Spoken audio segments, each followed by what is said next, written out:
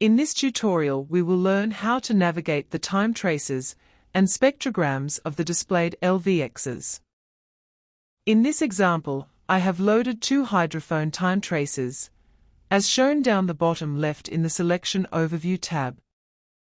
To pan the time trace and spectrogram plots, right-click the mouse and drag left and right. Panning can also be achieved by holding down the Shift key and using the scroll wheel. To zoom in and out, use the scroll wheel on the mouse or the zoom in and zoom out buttons at the top left of the plots. The zoom function is centered on the location of the mouse. Reset the view of the time trace plot by clicking the Show All button. With multiple time traces loaded, the screen can look quite cluttered. Individual time traces can be hidden on the plot to simplify the view. In the Selection Overview tab, you will see RMS and peak for each hydrophone. Clicking RMS will show and hide the RMS trace for the hydrophone.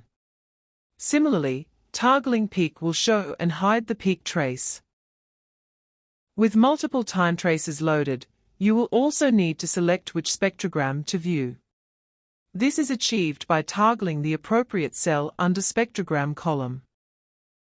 The time trace levels and spectrogram plots can be hidden using the Show Overall Levels and Show Spectrogram buttons.